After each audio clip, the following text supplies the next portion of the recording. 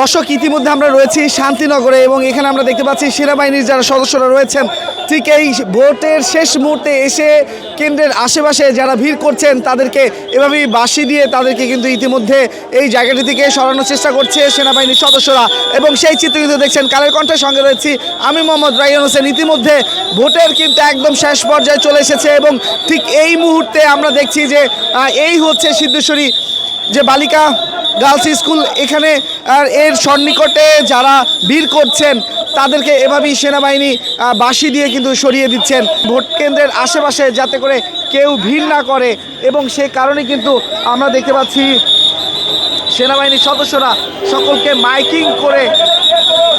Miking করে সরিয়ে দিচ্ছেন।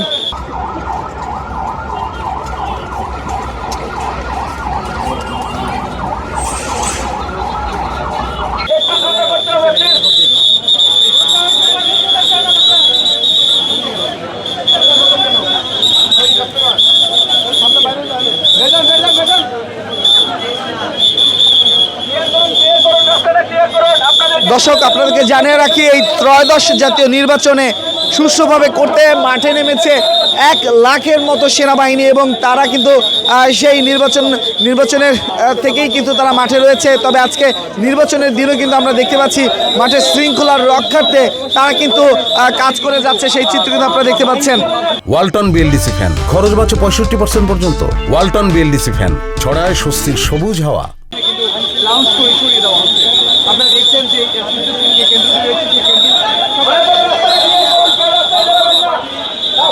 এবং পুরো জায়গা জুড়ে কিন্তু আমরা দেখছি সেনাবাহিনীর সদস্যরা সবাইকে কিন্তু এইভাবে সরিয়ে দিচ্ছেন। এখানে কেউ দাঁড়াবেন না প্লিজ, এখানে কেউ দাঁড়াবেন না প্লিজ, আপনারা চলে যান। এখানে কেউ দাঁড়াবেন না প্লিজ, এখানে কেউ দাঁড়াবে না। এই জায়গাটা ক্লিয়ার করুন সবাই সবার অবস্থানে চলে যান। এখানে কেউ দাঁড়াবে না, আপনাদেরকে বিশেষভাবে অনুরোধ করে বলছি এখানে কেউ অবস্থান করবেন না। দর্শক এভাবেই ভোট কেন্দ্রের আশেপাশে সেনাবাহিনীর সদস্যরা সবাইকে বাঁশি দিয়ে সরিয়ে দিচ্ছেন এবং এভাবেই কিন্তু আসলে পুরো ভোট কেন্দ্র জুড়ে কিন্তু যারা অবস্থান করছে সবাইকে সরিয়ে দিচ্ছেন সেনাবাহিনীর সদস্যরা।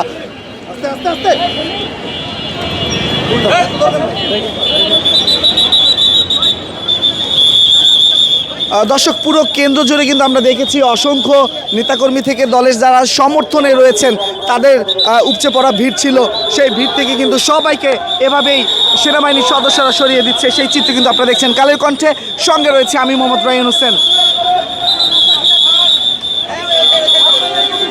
দর্শক এখন কিন্তু ভোটের ঠিক শেষ মুহূর্তে এসে যাতে কোনো ধরনের বিশৃঙ্খলা না হয় সেই কারণে সেনাবাহিনীর সদস্যরা এভাবেই কাজ করে যাচ্ছে।